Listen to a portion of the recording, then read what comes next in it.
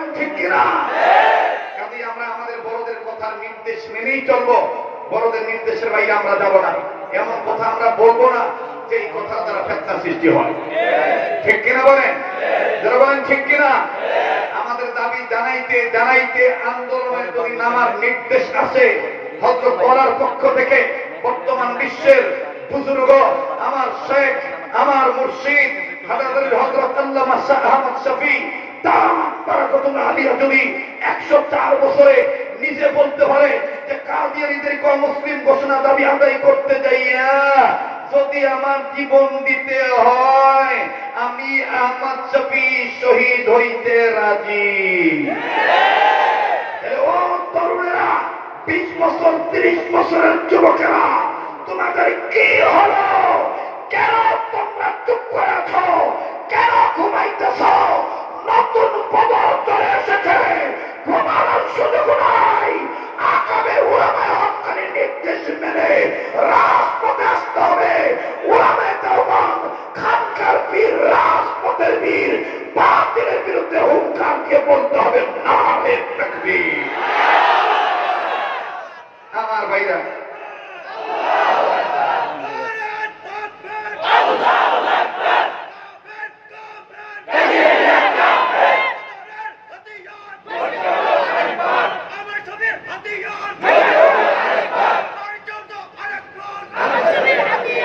সম্মানিত উপস্থিতি, এই জন্য আমরা আমাদের হযরতের নির্দেশে স্লোগানটা পাকা করে বলি, স্পষ্ট করে বলি।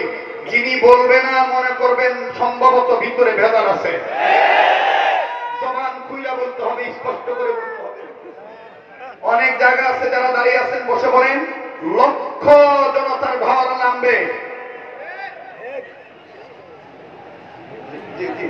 আমার ভাইরা, আমার বন্ধুগণ, আপনারা ওদিকে তাকাচ্ছেন কেন? কেবল শুরু হইল, কথা বলেন ঠিক কিনা? আল্লাহর মায়ের দুনিয়ার মায়, উলামায়ে দেওবন্দের নমুনা দেখেছ, বাস্তবতা এখনো বোঝা নাই। সন্তানরা কাসেম নানতুবির সন্তান, হোসেন মাদারির সন্তান, আল্লামা নূর হোসেন কাসেমের সন্তান। সম্মানিত উপস্থিতি, আমার ভাইরা, আমার বন্ধুগণ, আমরা এক এক মাদ্রাসার মোহতামিম, এক এক পীরের মুরিদ। আমাদেরকে অনেক মানুষ মনে করে আমরা বিভিন্ন দলে বিভক্ত, এই জন্য একটা হুজুরে মারলে আর এক হুজুরের গায়ে লাগবো না। কিন্তু সংক্ষিপ্তকের একটা কথা বলে দেই, ইমানের দাবিতে সবাই এক। যারা বলেন ইমানের দাবিতে, ইমানের দাবিতে কেমন এক? আমরা যখন মাঝে মধ্যে বড়ই খাই, বড়িতে যদি টক হয়, লবণের যদি একটু প্রয়োজন হয়, আমরা কি 5 আঙ্গুল দিয়ে লবণ লই? কথা কয় না। জোরে বলো বন্ধু। কেউ 1 আঙ্গুল, কেউ 2 আঙ্গুল, চিমটি কিমটি দইয়ার ঘরে বড়া পরে জিব্বার মধ্যে লাগায় টাটা করে আওয়াজ দিয়া বড়ই খায়। আবার যদি কেউ পেয়ারা খায় তো 2 আঙ্গুল ভালো করে লেপ দিয়ে ফের দিয়া সুন্দর করে লবণ করে খায়। আবার কেউ যদি ভাত খায়, ভাতের সাথে একটু লবণ 3 আঙ্গুল ব্যবহার করে গুড় গুড় করে লবণের ছিটা দিয়ে দেয়। কিন্তু কেউ যদি যখন খানা খায়, খানা খাওয়ার সময় মুঠ করে ধরবে, মুখের ভিতর ঢুকাবে, তখন কিন্তু 1 আঙ্গুল 2 আঙ্গুল ব্যবহার হয় না। তখন কায়দা করে, বেকায়দাকে কায়দা বানাইয়া 5টা আঙ্গুল এক জায়গায় করে, ওইটা 2 আঙ্গুলের বাস করে, বাসাই করে যাচাই করে 4 আঙ্গুল দিয়ে গোছাইয়া 2 আঙ্গুল দিয়ে ঠেলা দিয়ে ভিতরে ঢুকায় দেয়। তো তোমরা যারা মনে করতেছো অমুকে অমুক দল, অমুকে অমুক ছোট মাদ্রাসার মোহতামিম, অমুকে অমুক পীরের মুরিদ, না, কেউ বড়ই লবণ বড়াইতেছে, কেউ লেবু লবণ বড়াইতেছে, কেউ পেয়ারার লবণ বড়াইতেছে, কেউ ভাতে লবণ ছিটা দিতেছে, কিন্তু নমুনা দেখেছো, বাস্তবতা দেখো নাই। সময় এসেছে পঞ্চমুখের রাস্তায় একমুখী করা, আন্দোলনে নামা, 5 আঙ্গুল এক জায়গায় করে বৃদ্ধ আঙ্গুল শাহ আহমদ শফির নেতৃত্বে 4 আঙ্গুলকে গুছাইয়া 5 আঙ্গুলের শেষ আঙ্গুল নয়, শুরুর আঙ্গুলে বৃদ্ধ আঙ্গুলকে ফেলা দিয়া আমরা মুখের ভিতর দিতে জানি। যত নাস্তিক, যত মুরতাদ, যত নবী বিরোধী, কাদিয়ানী, সাদিয়ানী যারা আছো, বৃদ্ধ আহমদ শফির আঙ্গুলের ঠেলায় সব বাংলা থেকে বের হয়ে যাবে।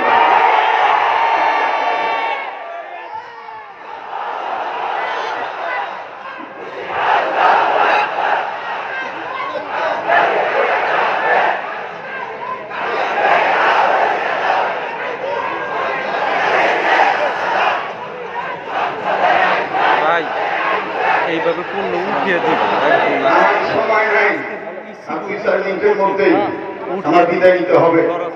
কারণ সকালবেলা থেকে শুরু করছি মুমিনদের হাজিরা দেওয়া। সর্বপ্রথম বাংলার মুমিন হৃদয় স্পন্দনের চেতনার বাঘ, ইমানি বাঘ, সিংহ পুরুষ আল্লামা মামুনুল হক সাহেবের ডাকে সেখানে হযরতের নির্দেশ মেনে কিছু খেদমত করার সুযোগ পাইছি। এরপরে জোহরের নামাজের আগে আমার অন্তরের পুরুষ অভিভাবক যে লোকটি আমাকে আকাবিদের পায়ের কাছে আমাকে ফেলে দিয়েছেন, আনাইলে আমি হালাক হয়ে যেতাম। আমি বাদাইয়া বক্তা থাকতাম, কন্ট্রাক্টর বক্তা থাকতাম, ক্যাবিনেট প্রেসিডেন্ট মানুষ থাকতাম আমার ভাইয়া। কিন্তু আমার হযরতুল আল্লামা মাওলানা খালেদ সাইফুল আইয়ুবী দামাত বরকতুল আলিয়া দেওয়া হযরতের কাছে নিয়ে যাইয়া আমাকে সমস্ত বুজুর্গদের নজর দিয়ে দিছে। এজন্য আমি খুব হিসাব করে চলতেছি। আমার জন্য দোয়া করবেন, আল্লাহ যেন মৃত্যু পর্যন্ত আমাকে আকাবিদের নকশা নমুনায় ইস্তেকামত দান করে।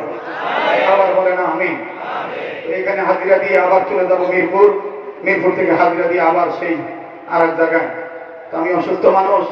এরপর সাভার থানা, আমার থানা, সাভারের ওলামা ইকরাম, আমার মুরব্বীরা মাওলানা আব্দুল্লাহ সাহেব, মাওলানা আলী আকবর কাসিমি, মাওলানা নাজমুল ভাই, মাওলানা আমিরুল ইসলাম কাসিমি, এরা আমাদের বড়, মাওলানা শাহেদ জাহেরি, সকল মুরব্বীরা আমাকে মহব্বত করেন। মুরব্বীদের নির্দেশ মানার জন্য আসছি। আর 5-7 মিনিট বললে কষ্ট হবে, সমস্যা হবে? বলেন আল্লাহকে পেতে হলে, আল্লাহকে ভালোবাসতে গেলে নবীর মহব্বতের দরকার আছে না নাই? নবীর সুন্নতের অনুসারী হওয়া দরকার আছে না নাই? মুসলমান ভাইরা রে আমার, 2-4 মিনিটে দেখেন দিলটা নরম হয়নি, চোখের পানি পড়েনি, মাবুদের মেহেরবানি পাননি, পাল্টায়নি জিন্দেগানি। ও বাবাজি, মাদ্রাসার ছাত্র ভাইরা, মুরব্বী বাবারা, পর্দার আলোর মা বোনেরা, তোমার বয়স 18-20, তোমার বয়স 30-40, এরপরে বলতেছো বয়স হয় নাই। কেন আমি এত তাড়াতাড়ি আল্লাহওয়ালা হব? কেন আমি এত তাড়াতাড়ি সুন্নতওয়ালা হব? আরে বন্ধু, কিন্তু তুমি বদরের ময়দানের দিকে যদি খেয়াল করো, দুজন ছোট্ট শৈলী, একজনের বয়স 12 আর একজনের বয়স 13। আল্লাহ তুমি সবই পারো। কথা বলেন ঠিক কিনা? কাদিয়ানীরা, কাদিয়ানীরা কাফের, কাফের। সুবহান দিবেন না? কাদিয়ানীরা, কাদিয়ানীরা কাফের, কাফের। আমার কান্নায় মনে হয় আওয়াজ দিয়া, কাদিয়ানীরা, কাদিয়ানীরা কাফের, কাফের। কাদিয়ানীরা, কাদিয়ানীরা কাফের, কাফের। নবীর পরে নবী নাই, সংসদে আইন চাই, সংসদে আইন চাই। নবীর পরে নবী নাই, সংসদে আইন চাই। নবীর পরে নবী নাই, নবীর পরে নবী নাই, সংসদে আইন চাই। আমার নবী তোমার নবী, বিশ্ব নবী শেষ নবী। আমার নবী তোমার নবী, বিশ্ব নবী শেষ নবী। আমার নবী তোমার নবী, বিশ্ব নবী শেষ নবী। নবীর পরে নবী নাই, সংসদে আইন চাই। আহমদ শফির বাংলায়, আহমদ শফির বাংলা, ওলামা ইকরামের বাংলা, নূর হোসেন কাসেমির বাংলা, আল্লাহ ওয়ালাদের বাংলা। এই দেশের পাক ভূমি, এই দেশের পাক ভূমি আল্লাহ ওয়ালাদের। এ লীলা নিকেতন কোরআন হাদিসে, এদেশ ওলামা ইকরামের দেশ, এদেশ আল্লাহ ওয়ালাদের দেশ। এই দেশে ইসলাম যেভাবে ছিল ওইভাবে থাকবে। ভবিষ্যতে কেউ যদি ইসলামকে নিয়ে টালবাহানা করে তাই টিকতে পারবে না। ওলামা ইকরাম টিকে থাকবে। আর টিকার জন্য জীবন যদি দিতে হয়, কারা কারা জীবন দিতে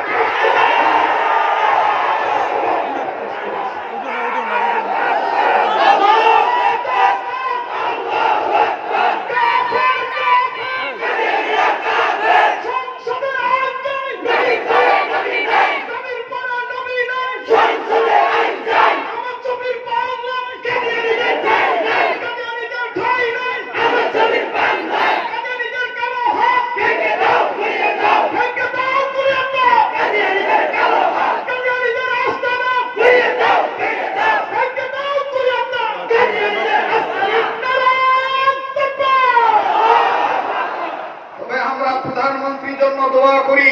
ঠিক আছে না, আমাদের প্রধানমন্ত্রী হাটাজারি হযরতকে খুব মহব্বত করেন। আশা করছি হাটাজারি হযরতের নির্দেশেই অচিরেই কাদিয়ানীরা কাফের এটা ঘোষণা আসবে ইনশাআল্লাহ, আসবে ইনশাআল্লাহ। আমার ভাইরা, আমার বন্ধুগণ, বয়স আমাদের অল্প, আমরা কি নবীর আশিক হইতে পারি না? মুসলমান ভাইরা আমার, এ বন্ধু, মাত্র 6 মাসের শিশু বাচ্চা, খুব খেয়াল করে, 6 মাসের শিশু বাচ্চাকে নিয়ে ভাইজান লম্বা করার কোন সুযোগ নেই। বাবাজি হযরত বেলাল রাদিয়াল্লাহু তাআলা কে আল্লাহ নবী ডাক দিয়ে বলেন, বেলাল তুমি আযান দিয়ে দাও। হযরত বেলাল ডাক দিয়ে বলেন, ইয়া রাসূলুল্লাহ এখন যে আমি আযান দেব সালাতের তো কোনো ওয়াক্ত হয়নি। নবী আমার ডাক দিয়ে বললেন, বেলাল রে এই আযান নামাজের আযান নয়, এই আযান হলো ইমানি আন্দোলন প্রতিষ্ঠিত করার আযান।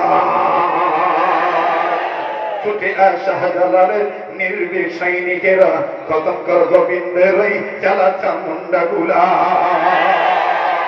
অলিদের এই জমিনে বিপ্লবেরই মশাল জ্বালা, বাংলার এই জমিনে কোরআন সুন্নাহর আলো জ্বালা। কাদিয়ানীরা কাদিয়ানীরা কাদিয়ানীরা কাদিয়ানীরা কাদিয়ানীরা কাদিয়ানীরা নবীর পরে নবী নাই, আমার নবী তোমার নবী, আমার নবী তোমার নবী। মুসলমান ভাই, হযরত বেলাল ডাকতে বলতেছেন, নবীজি গো, ও হাবিবি কিবরিয়া, আমি কোন ভাষায় আযান দেব এই আযান তো আমার জানা নেই। হযরত বেলালকে নবী বললেন, তুমি জায়গা মতন দাঁড়াও, আল্লাহ তোমাকে মদদ করবে। এবার হযরত বেলাল দাঁড়াইলেন, কিছুক্ষণের মধ্যে আল্লাহর মদদ এসে গেল। সুবহানাল্লাহ সুবহানাল্লাহ। হযরত বেলাল সুন্দরভাবে 2 আঙ্গুল কানের মধ্যে দিয়া ডেকে ডেকে বলতেছেন, হাইয়া আলাল জিহাদ।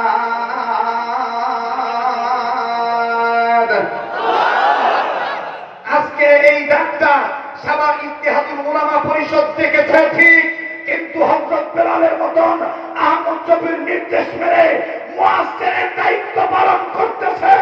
কাজেই ঘুমিয়ে যারা আছো, বিচার আছো, সবার কলেজ মাঠে চলে আসো, বিপ্লব ঘটাও, কাদিয়ানীদের মুখে তালা লাগাও।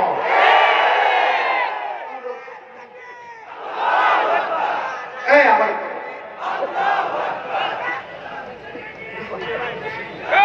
আমার কথা বলতে দাও, তোমরা খালি স্লোগান দাও, আমি কথা বলবো বসো।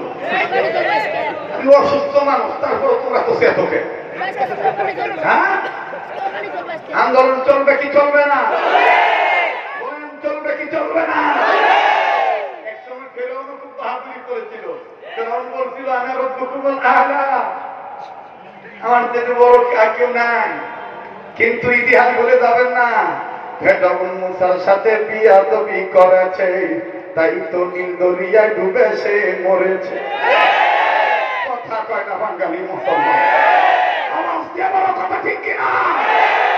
ফেরাউন মুসার সাথে বিয়াদবি করেছে, তাই তো নীল দরিয়ায় ডুবে সে মরেছে।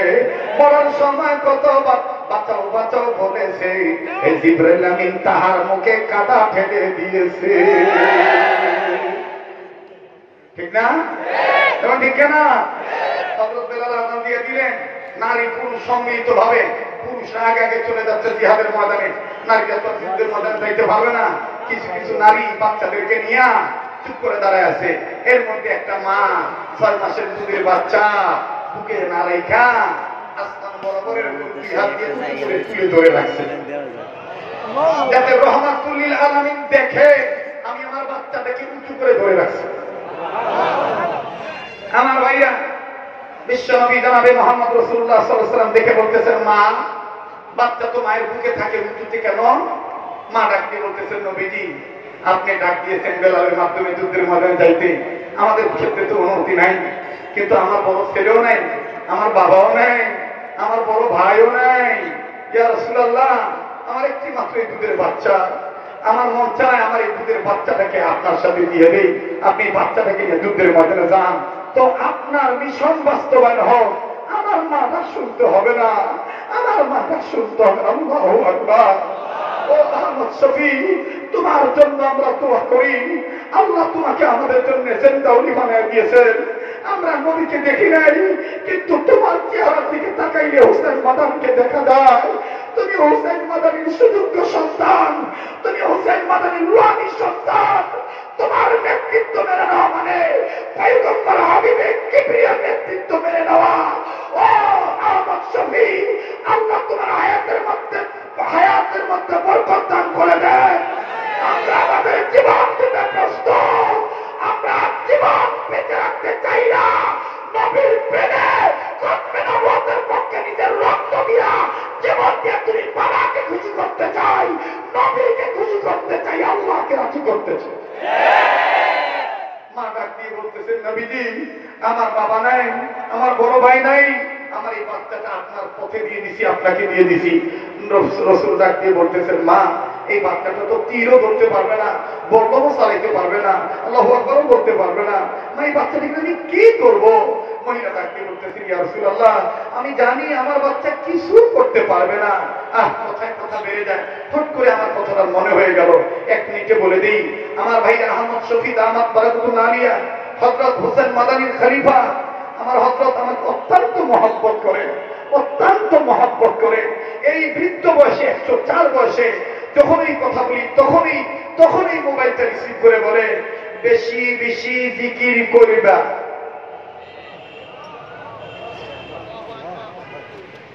কর্ম ছাড়া কথা বলবা না, আর বক্তব্য বানাইতে বলবা, নবীর সুন্নতের প্রচার করিবা। এখনো 104 বছর বয়স চলতেছে, এখনো তার এই তামান্না, আর আমরা যুবকরা ঘুমাইতেছি। ঠিক কিনা বলেন? সম্মানিত উপস্থিতি, হোসেন আহমদ মাদানী রাহমাহুল্লাহ, আল্লাহ তার দরজাকে বরণ্য করে দেন। হযরত যার খলিফা হোসেন আহমদ মাদানীর কথাটা বলি, ছোট্ট ভাইরা বড়দের কথা বলে সমস্যা আছে কোন? হোসেন আহমদ মাদানী রহমতুল্লাহি আলাইহি এক সাগরেদ ছিলেন। হোসেন মাদানী রহমতুল্লাহ যখন বের হইতেন লোকেরা হুমড়ি খেয়ে পড়ত, হযরতের সাথে একটু মুসাফা করবে। তো হযরতের খাদেমরা বলে দিতেন, হযরত খুব অসুস্থ, মুসাফা দরকার নেই, যান। এক পুরা কর্নার থেকে দাঁড়ায় কইতো, হোসেন আহমদ মাদানী আমার সাথে মুসাফা না কইলে কইয়া দিব। এদিক তাকান, হে হাসির খোরাক দিচ্ছি না, ডেকে ডেকে বলতেন, ও হোসেন আহমদ আল্লাহর গোলাম, আমার সাথে মুসাফা না করলে আমি কইয়া দিব। আপনি যে আন্দোলন করতেছেন, এই আন্দোলনের সাকসেস হওয়ার জন্য এই সবকটা মেনে নেন। বলবো আমার সাথে মুসাফা না করলে আমি কইয়া দিব। তো লোকেরা বলতো যে এই বুড়া আবার কোন বুড়া, কি কইয়া দিব? এইটা বলার পরেই আল্লাহর ওলি ডাক দিয়ে বলতেন, আসো মুসাফা করো। হযরত যতদিন বেঁচে ছিলেন কেউ তাকে জিজ্ঞেস করেন নাই যে ও মুরব্বী আপনি কথা বলেন কেন। হযরত ইন্তেকাল করলেন, হযরতের ইন্তেকালের পরে আচ্ছা জি হযরত ওলামায়ে কেরাম, আসলে আমার যে নামটা ভুল হয়ে গেছে, ওলামা পরিষদ মুখ দিয়ে বলছে, আসলে মূলত ইত্তেহাদুল ওলামা সাভার উপজেলার পক্ষে এই আন্দোলন, এই সম্মেলন। আপনারা খুশি না বেজার? ওই যে আমার দাদা রয়েছে, ভারত বাবাদের মেহনতের ফসল এলো আজকের এই সম্মেলন। আরে ভাই, মুরব্বীরা আমাদের জন্য পডকাস্ট, কথা বলেন ঠিক কিনা? আমরা যে যেখানে থাকি, আমরা মুরব্বীদেরকে না হারাই, মুরব্বীদের মাথা হাতে চলি। মুরব্বীদের মাথা হাতে চলতে গেলে পয়সা কম পাওয়া যায়, কিন্তু ইজ্জত বেশি পাওয়া যায়, শান্তি বেশি পাওয়া যায়, মৌতের সময় ঈমান নসিব হয়ে যাবে মুরব্বীদের মাথা হাতে চললে। মাশাআল্লাহ, মুহতারাম আল্লামা শেখ মুফতি কিফায়াতুল আজহারি দামাত বারাকাতুল্লাহ আলিয়া বড় ভাই চলে আসছে। বড় ভাই আসার পর আর কথা বলার কোনো সুযোগ থাকে না। তারপর বড় ভাইয়ের কাছে একটু অনুমতি নিয়ে আমি মাদানী রহমতুল্লাহর কথাটা বলে দিই। তো মুরব্বী ডাক দিয়ে মুরব্বীকে বলতেছেন, হযরত আপনি খালি কইতেন কইয়া দিব, আসলে কি বলেন তো? এই মুরব্বী ডাক দিয়ে কয়, হোসেন আহমদ মাদানীকে তোমরা যেভাবে দেখেছো আমি ভিন্নভাবে দেখছি। বলে কেমনি ভিন্নভাবে দেখছেন? বলে আমি আর হোসেন আহমদ পাশাপাশি আমরা দুই রুমে এক রাত্রিতে ঘুমাইছিলাম, উনি এক রুমে আমি এক রুমে। হঠাৎ রাত্রির মধ্যভাগে শেষ রাত রজনীতে নজর করে দেখি হোসেন আহমদের ঘরের দরজাটা, আল্লাহর ওলির ঘরের দরজাটা কপাট দুইটা খুলে গেছে। কপাট দুইটা আপনা আপনি লাগতেছে আর আপনা আপনি খুলতেছে। যখন লাগে তখন বলে আল্লাহ, আর যখন খুলে তখন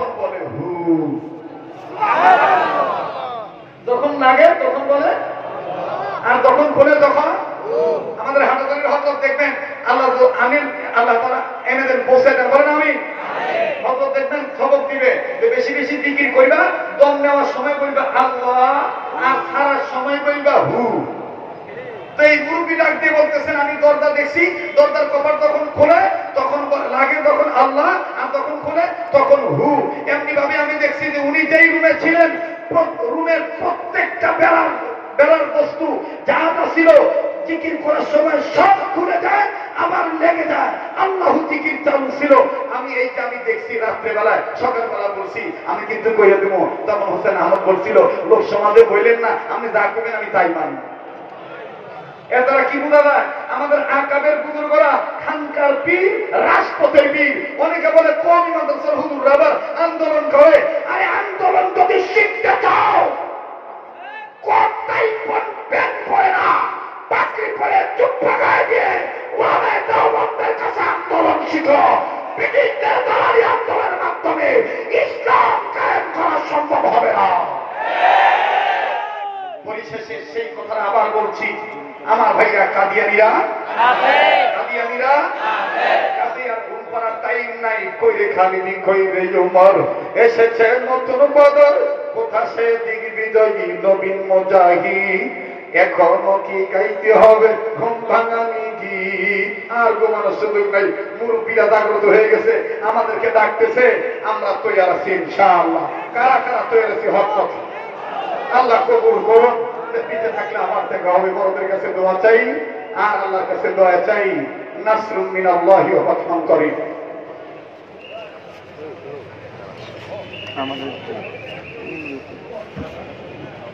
আলহামদুলিল্লাহ। এত বৃষ্টি হয়ে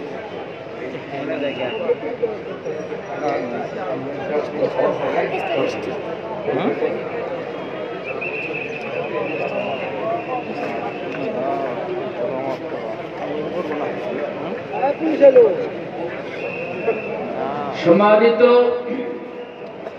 উপস্থিত তাওহীদি জনতা, ইত্তেহাদুল উলামা সাভার উপজেলা কর্তৃক আয়োজিত অধ্যকারে আন্তর্জাতিক খতমে নবুওয়াত মহাসম্মেলনে আগত লাখো তাওহীদি জনতার দিকে লক্ষ্য করে আপনাদেরকে সবিনীতভাবে আহ্বান জানাচ্ছি, যিনি যেখানে জায়গা পান সেখানেই বসে পড়ুন। ভলান্টিয়ার ভাইদেরকে বলছি, সামনে জায়গা যদি কোথাও থাকে পেছনে নতুন করে বিছানা দেবেন না। আমরা দেখতে পাচ্ছি ইতিমধ্যে আমাদের প্যান্ডেল পরিপূর্ণ ভরে গিয়ে দুই পাশে হাজারো জনতা দাঁড়িয়ে আছে। আমরা